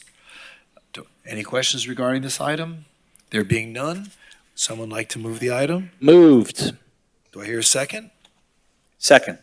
Been moved and seconded. Please call the roll. Commissioner Glassman? Yes. Vice Mayor Sorensen? Yes. Commissioner Moritas? Yes. Mayor Trentalles? Yes, so Christmas on Las Olas will now happen. M4, motion approving a non-federal reimbursement agreement with the Federal Aviation Administration to provide air traffic control services at the Fort Lauderdale Executive Airport. Anyone have any questions with regard to this item? There being none, please call the roll. Should I move it? Yeah, second. Oh, I'm sorry. Someone like to move You're it? just so excited about the air traffic control, which I appreciate. Sorry. Who's moved the item? I moved it. And seconded by Commissioner Commissioner, Morales. second. Okay. Commissioner Glassman, Yes. Vice Mayor Sorensen. Yes. Commissioner Moritas. Yes. Mayor Trentalles. Yes, and M4 is now approved. On to resolutions. R1, appointment of board and committee members. Would you like to read the names into the record? Yes, for the September 22nd resolution, we have Board of Adjustment, William Kent, nominated by Commissioner Glassman. And for tonight's resolution, Beach Business Improvement District Advisory Board, Stuart Levy, and the category of Greater Fort Lauderdale Chamber of Commerce Beach Council Representative. Then we have Lori Johnson for the Weston Fort Lauderdale, Anna McDermott and Bridget Bienvenu for the W Fort Lauderdale, Rizwan Ansari and Michael Orlando for B Ocean, Lisa Namor and Michael Monroe for Bahia Mar, Boster Kusic and Samuel Fierceman representing Ritz-Carlton, Mike Fleming and Stephen Zunt for Marriott Courtyard, Michael Medeiros and Fernando Calvo for the Sonesta Fort Lauderdale Beach Resort. For Budget Advisory Board, Carlos Martin Masaleri, nominated by Vice Mayor Sorensen, William Brown, nominated by Commissioner Glassman. Central City Redevelopment Advisory Board, Edward Catalano, nominated by Commissioner Glassman. Civil Service Board, Jeffrey Schoen. It's a consensus and appointed by the city manager. Fire Rescue Facilities Bond Issue Blue Ribbon Committee, David Cooper, nominated by Commissioner Glassman. Marine Advisory Board, Elizabeth George, nominated by Commissioner Glassman. Public Art and Placement Advisory Board, Sarah Glass, nominated by Vice Mayor Sorensen, and Gregory Reed. He's consensus chair of the Broward County's Public Art and Design Committee. And we have one extra one, if we can add it to the as amended. This is the Housing Authority of the City of Fort Lauderdale Board of Commissioners, Helen Flores, nominated by Mayor Trentalles. And that rounds it out. Okay. Would someone like to introduce the resolution as amended? Introduced. Are there any other additions? There being none, please call the roll. A resolution of the City Commission of the City of Fort Lauderdale, Florida, appointing or nominating, if applicable, board and committee members as set forth in the exhibit attached hereto and made a part hereof. Commissioner Glassman? Yes. Vice Mayor Sorensen? Yes. Commissioner Moritas? Yes. Mayor Trentalles? Yes, and that resolution is now approved. I want to thank all those folks who have agreed to participate as volunteers on these committees and boards. Thank you for your commitment to the city. I appreciate that. R2, this is a quasi-judicial resolution approving vacation of utility easement located at 300 West Broward Boulevard, FTL AD Limited, 300 West Broward Project. Anyone wishing to speak must be sworn in, and the commission will announce any site visits, communications, or expert opinions received and make them a part of the record. Commissioner Moritas, do you have any disclosures? Yes. R1. R2. I'm sorry. Hold on a second. Not paying attention. None on this? I do. Hold on. I've got a folder. Oh, okay. R2. You already give disclosures for this? At a different, no? Okay, yeah, then I don't have anything else. Okay, Commissioner Glassman? Yes, thank you. Site visit, and I spoke with counsel Stephanie Toothaker on September 1st, 2022. And Vice Mayor? Do you know if we met on this? Mayor, Vice Mayor, Commissioners, you've all given your disclosures as part of the site plan process, which was the 300 West Broward that you approved on July 4th. This is just an easement vacation for the utilities. Right. Okay, so in accordance with the previous disclosures, Mayor. Right. Thanks. And I too had communications with Ms. Toothaker regarding this item. So No one has signed up to speak. Anyone wishing to speak on this item? There being none, do I hear a motion to close public hearing?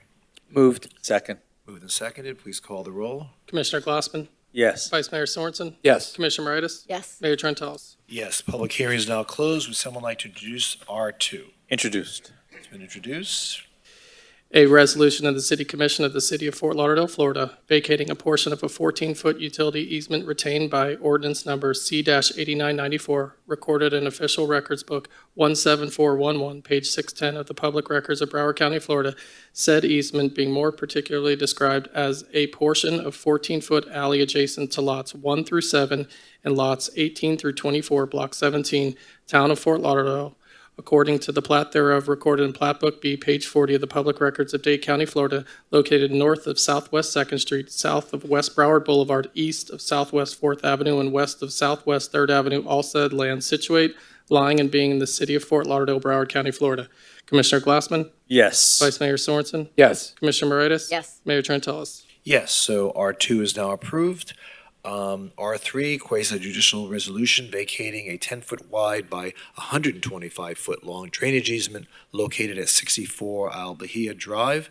Anyone wishing to speak must be sworn in. The commission will announce any site visits, communications, or expert opinions received and make them a part of the record. Commissioner Moritas, do you have any disclosures? No. I don't either. Commissioner Glassman? None. And Vice Mayor? None. There being none, no one has signed up to speak. So do I hear anyone wishing to speak on this? Okay. Do I hear a motion to close public hearing? Moved. It's been moved. Do I hear a second? Second. Been moved and seconded. Please call the roll. Commissioner Glassman? Yes. Vice Mayor Sorensen? Yes. Commissioner Moritas? Yes. Mayor Trentalles? Yes, and public hearing is now closed on R3. Do I hear, would someone like to introduce the resolution? Introduced. A resolution of the City Commission of the City of Fort Lauderdale, Florida, vacating a 10-foot drainage easement being the northeasterly 5 feet of Lot 2 and the southwesterly 5 feet of Lot 3, Isle Bahia, according to the plat thereof recorded in Plat Book 47, page 27 of the Public Records of Broward County, Florida, located north of Southeast 17th Street, southeasterly of Isle Bahia Drive, and south of the New River, all said land situate, lying and being the City of Fort Lauderdale, Broward County, Florida. Commissioner Glassman? Yes. Vice Mayor Sorensen? Yes. Commissioner Moritas? Yes. Mayor Trentalles? Yes, and the resolution is now approved.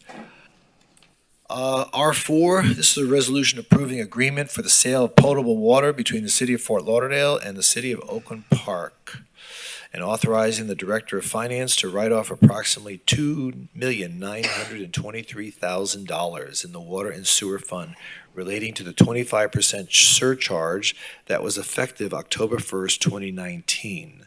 Does anyone have any questions regarding this? There being none, would someone like to introduce the resolution? Introduced. Resolution's been introduced. Please call the roll. A resolution of the City Commission of the City of Fort Lauderdale, Florida, approving agreement for sale of potable water with the City of Oakland Park and authorizing the city manager to execute same and authorizing the Director of Finance to write off approximately $2,923,000 related to the 25% surcharge that was effective October 1, 2019, providing for conflicts and providing for an effective date. Commissioner Glassman? Yes. Vice Mayor Sorensen? Yes. Commissioner Moritas? Yes. Mayor Trentalles? Yes, and the resolution is now approved. You're welcome, Oakland Park. Yes.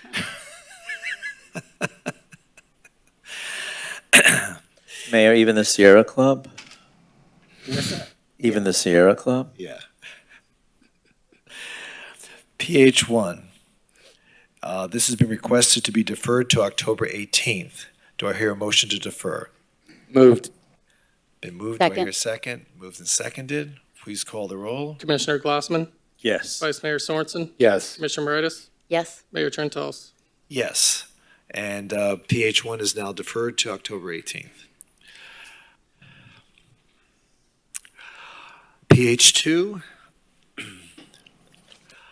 This is a public hearing, quasi-judicial ordinance, rezoning .87 acres from Broward County Commercial Warehouse District to Community Business District. This is SCC Property Holdings and Management.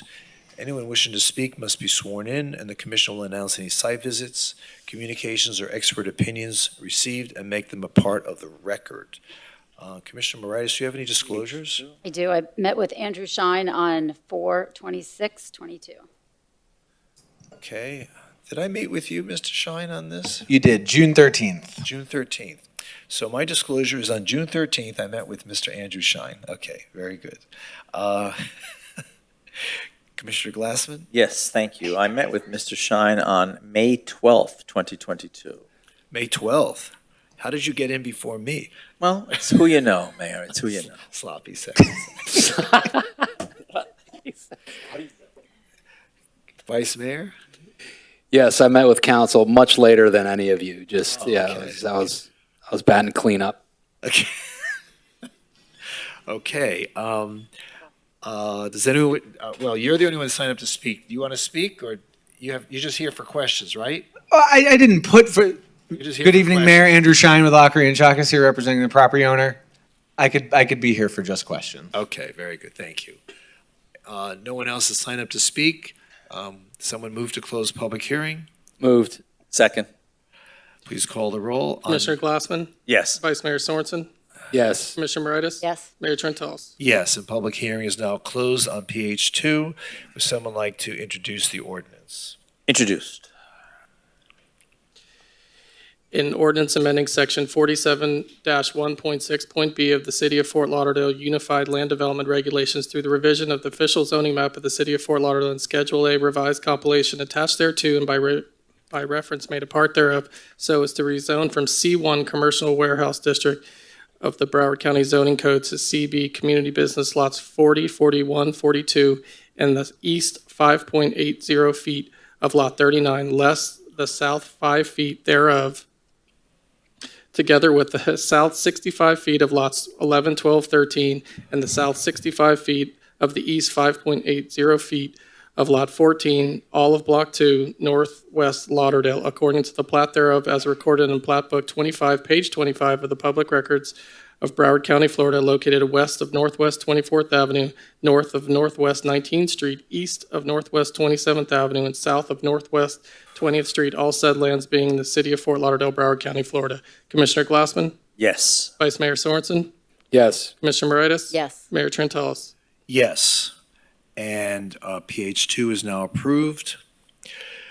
PH3 is a public hearing approving the issuance of a certificate of public convenience and necessity for Dream Ride LLC to operate 4 Mercedes-Benz Sprinter passenger vans within the City of Fort Lauderdale. No one has signed up to speak. Anyone have any questions regarding this item? Thank you, Mr. Shine. There being none, someone like to move to issue the certificate of public of convenience? Moved. It's been moved. Do I hear a second? Second. Moved and seconded. Please call the roll. Commissioner Glassman? Yes. Vice Mayor Sorensen? Yes. Commissioner Moritas? Yes. Mayor Trentalles? Yes. And that item is now approved. OFR 1, these are ordinances on first reading. It's the first reading of an ordinance amending the City of Fort Lauderdale Code of Ordinances, Chapter 9, Building and Construction, Article 2, Permits and Inspections, Division 2 Fees, to adjust building fees for services related to land development and permitting. Anyone have any questions with regard to OFR 1? No one has signed up to speak. Someone like to introduce the ordinance? Introduced. The ordinance has been introduced. Please call the roll. An ordinance of the City of Fort Lauderdale, Florida, amending Section 9-48 General Permit Fees of the Code of Ordinances of the City of Fort Lauderdale, Florida by increasing permit fees by 25%, providing for severability, repeal of conflicting ordinance provisions, and an effective date. Commissioner Glassman? Yes. Vice Mayor Sorensen? Yes. Commissioner Moritas? Yes. Mayor Trentalles? Yes, and the ordinance is passed on first reading. OFR 2 is the first reading ordinance amending the City of Fort Lauderdale Code of Ordinances, Section 25, regarding to streets, sidewalks, and installation requirements. No one has signed up to speak. Someone like to introduce the ordinance? Introduced. It's been introduced. Please call the roll. An ordinance of the City of Fort Lauderdale, Florida, amending the Code of Ordinances of the City of Fort Lauderdale, Florida by amending Article 2 entitled Construction and Repair of Sidewalks to create Section 25-40 entitled Declarations and Intent, Section 25-45 entitled Definitions, and Section 25-62 entitled Requirements for New Development and Site Alterations to amend Section 25-41 entitled Enforcement, Section 25-42 entitled contractors, etc., violating Article, Section 25-43, entitled Sidewalks Constructed Contrary to this Article, Section 25-44, entitled Supervision by City, Section 25-56, entitled Duty of Owner of Abutting Property, Section 25-57, entitled Width, Material, Grade, etc., Section 25-58, entitled Determination of Necessity for Construction, Reconstruction, or Repair, Section 25-59, entitled Notice to Owners to Construct, Reconstruct, Repair, etc., and Section 25-60, entitled Contents of Notice, Service, provided for severability, repeal of conflicting ordinance provisions, codification, and correction of scrivener's errors, and for an effective date. Commissioner Glassman? Yes. Vice Mayor Sorensen? Yes. Commissioner Moritas? Yes. Mayor Trentalis? Yes, and the item is now approved on first reading. So the rest of the agenda is series of items on second reading, so we're just going to run right through them. No one has signed up to speak except on number 5, but it's just for questions only, so we're just going to run right through them unless you have a real specific question. Please stop me as we go through it. This is OSR 1, second reading, quasi-judicial ordinance vacating a right-of-way identified as a 50-foot wide by 300-foot long portion of Southeast 4th Avenue, located north of Southeast 11th Street, south of the Tarpon River, and west of South Federal Highway and east of Southeast 3rd Avenue. Anyone wishing to speak must be sworn in. The commission will announce any site visits, communications, or expert opinions received and make them a part of the record. This is for the federal courthouse, right? Yeah. Okay, any additional disclosures? No. I have none. Commissioner Glassman? None. None. Vice Mayor? None. Someone please move to close public hearing. Moved. Second. Moved and seconded. Please call the roll. Commissioner Glassman? Yes. Vice Mayor Sorensen? Yes. Commissioner Moritas? Yes. Mayor Trentalis? Yes, public hearing is now closed. Someone like to introduce the ordinance? Introduced.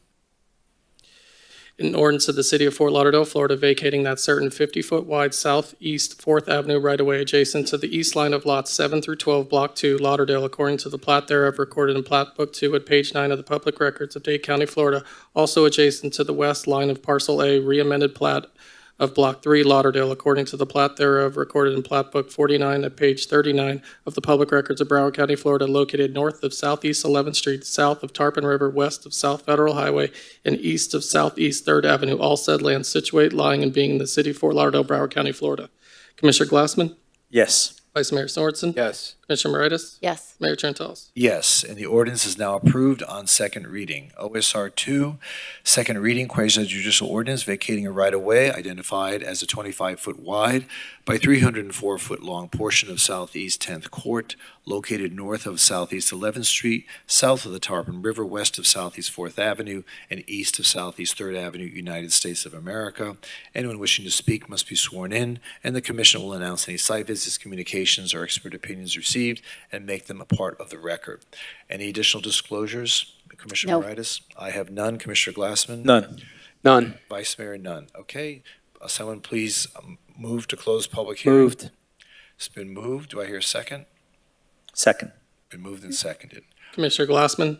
Yes. Vice Mayor Sorensen? Yes. Commissioner Moritas? Yes. Mayor Trentalis? Yes, public hearing is now closed. Would someone like to introduce the ordinance? Introduced. It's been introduced.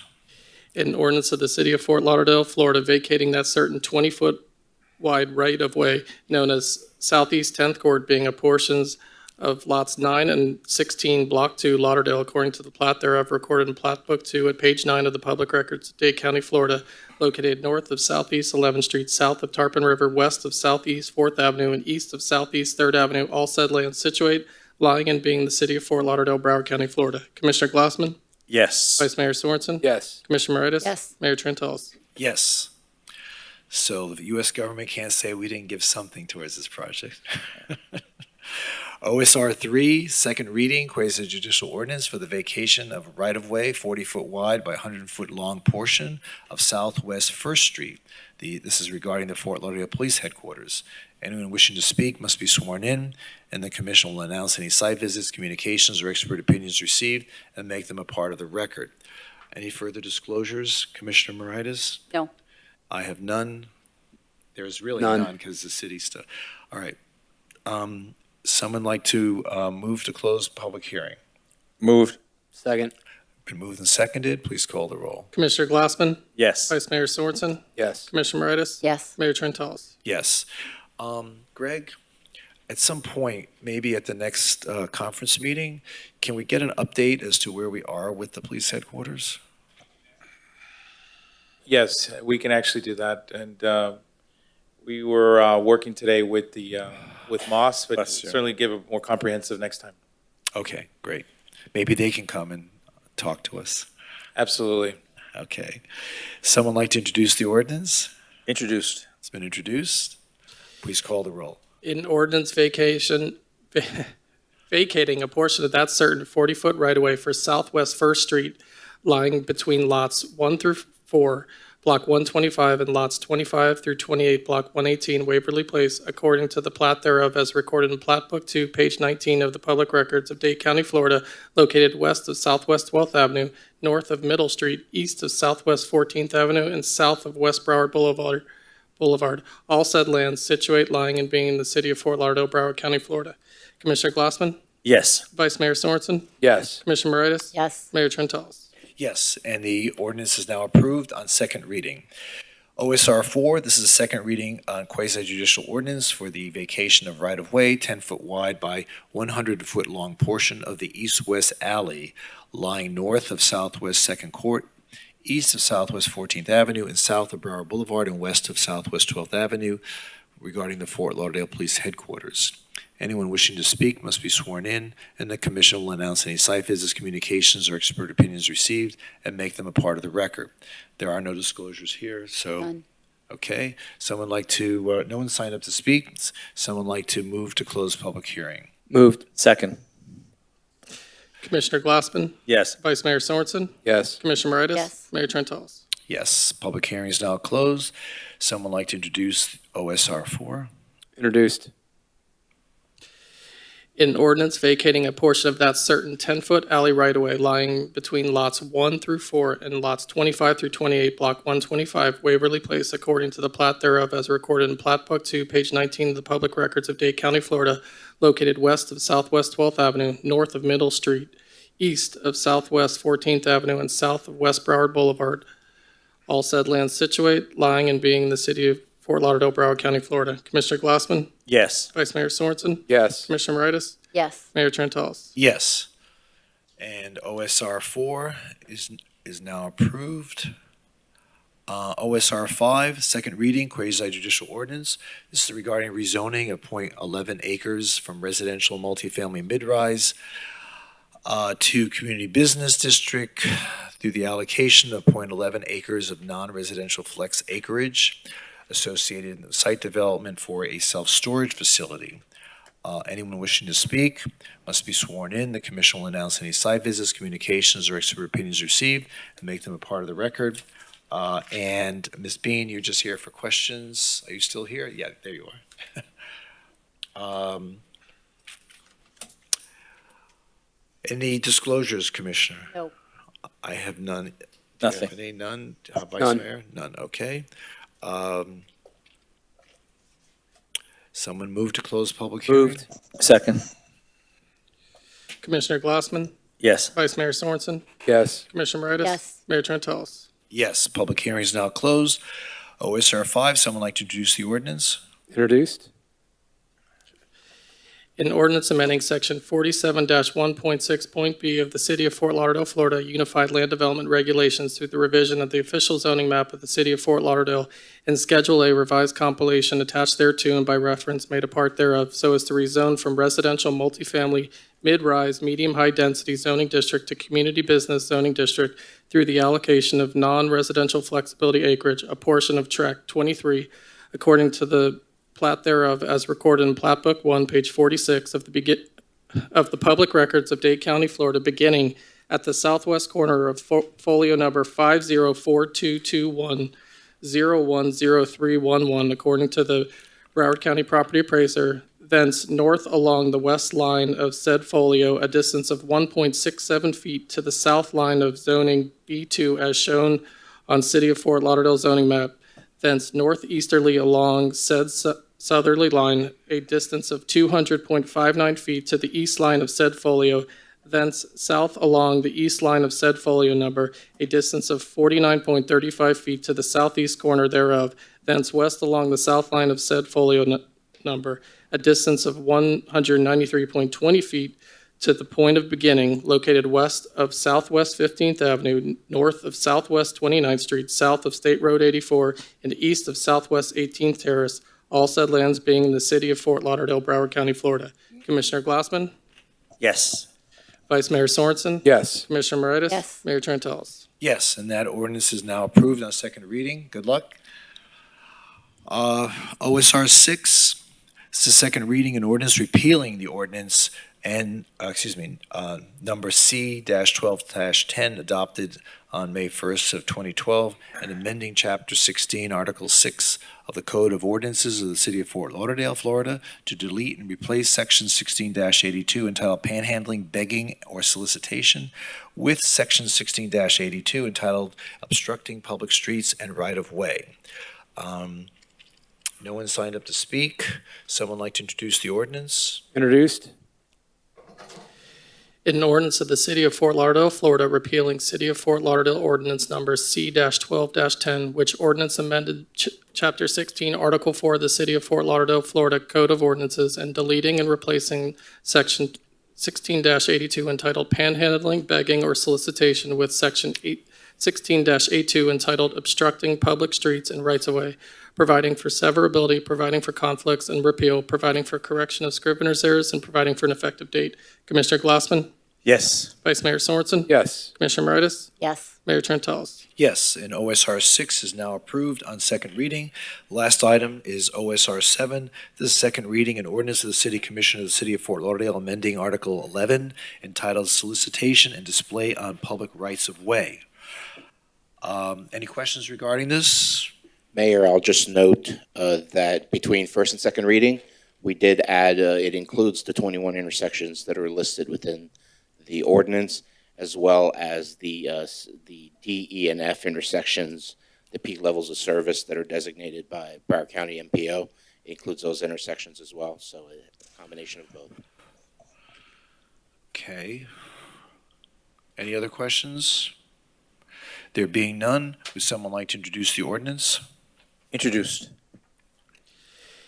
In an ordinance of the City Commission of the City of Fort Lauderdale, Florida, amending Article 11 entitled Solicitation and Display on Public Rights-of-Way, Section 25-267 entitled Right-of-Way Solicitors and Canvassers of the Code of Ordinances of the City of Fort Lauderdale, Florida, to amend regulations pertaining to persons soliciting and rights-of-way, providing for severability, repeal of conflicting ordinance provisions, providing for an effective date. Commissioner Glassman? Yes. Vice Mayor Sorensen? Yes. Commissioner Moritas? Yes. Mayor Trentalis? Yes, and that ordinance is now approved on second reading. Let's see if we have success in that. Is there any further business of the City Commission? Yes, Mayor, we have a walk-on, and also we have a brief update on the police headquarters, if you'd like. We have an update on what? On the police headquarters? Oh, okay. All right, well, let's do the walk-on. This is the resolution approving a grant agreement and authorizing the acceptance of grant funds from the FAA for the construction of runway 9. Anyone have any questions with regard to this? Someone like to introduce the resolution? Introduced. A resolution of the City Commission of the City of Fort Lauderdale, Florida, authorizing the acceptance of grant funds from the Federal Aviation Administration in the amount of $4,048,500 for the Fort Lauderdale Executive Airport, delegating authority to the city manager to negotiate with terms and conditions of the grant agreement with the Federal Aviation Administration to accept such grant funding and authorizing the city manager to execute the grant agreement and providing for an effective date. Commissioner Glassman? Yes. Vice Mayor Sorensen? Yes. Commissioner Moritas? Yes. Mayor Trentalis? Yes, and that resolution is now approved. Yes. So I'd like to ask Assistant City Manager Fajardo, who is now the liaison from the City Manager's office overseeing the project. Okay. Give the latest update. Good evening, Mayor and Commissioners. Anthony Fajardo. I'll tell you what I know so far. We had a discussion this morning with our team, the project manager, as well as Lieutenant Solomon. So the cost of the overall project, hard cost, is roughly jumped up to about 120 million plus, and soft costs are around 23.5 million.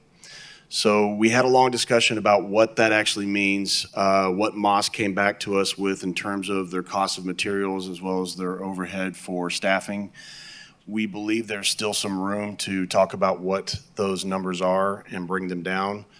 We do have language in one of our contracts that allows for a third-party audit. So I think what we're going to recommend is that we have a third-party auditor go and look at what those numbers are and make sure that they're valid so that we can feel comfortable that they are something that's within reason. Moss is quoting increases in costs like everybody else are. So let's say they're within reason. Let's say we shave off a couple of million. Where do we get the money from? Well, we've talked about different options. That's probably something Susan would be better to discuss. Susan? Well, that we don't have to discuss it tonight, but obviously we have a huge gap there. There is. I mean, even if we can get it down, I wouldn't expect it to come down to the number that we had originally projected. So Mayor, we can do a couple of things. Again, we can look at things that we can do at a later date. We can also look at getting additional revenue via loan, which Susan can speak of at a later date. And right now, I think our best approach is to work with Moss to determine how we can lower the costs. I guess so.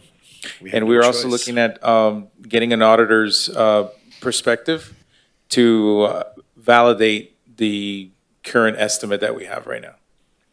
Okay, well, that will be helpful to try to find some sort of efficiencies that we can achieve, but at the same time, there's going to be a big number we have to deal with. So, and we have to deal with it sooner than later because it's only going to get worse. So, okay, anyone have any other questions or comments? Mayor, just one comment. I just wanted to confirm our upcoming schedule because our commission meetings kind of are out of the norm a little bit scheduled. So our next meeting is September 12th, I think, right?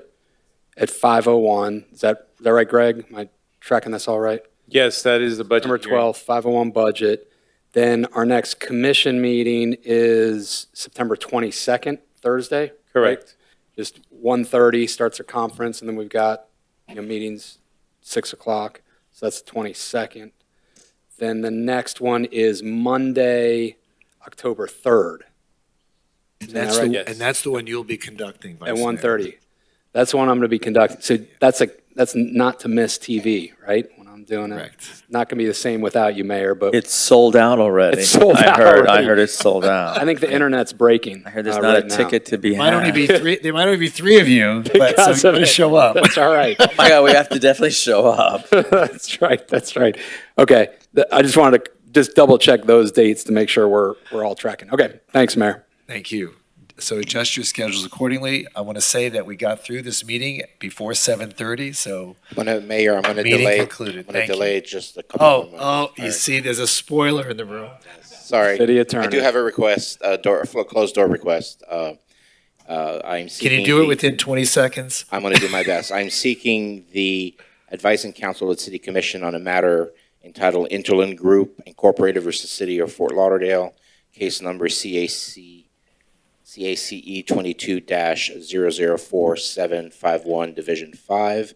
I think we'll need probably about 30 minutes, and that'll be at the next commission meeting. Okay, great. Okay, we will have that closed door session, and now the city commission meeting is now concluded. Thank you.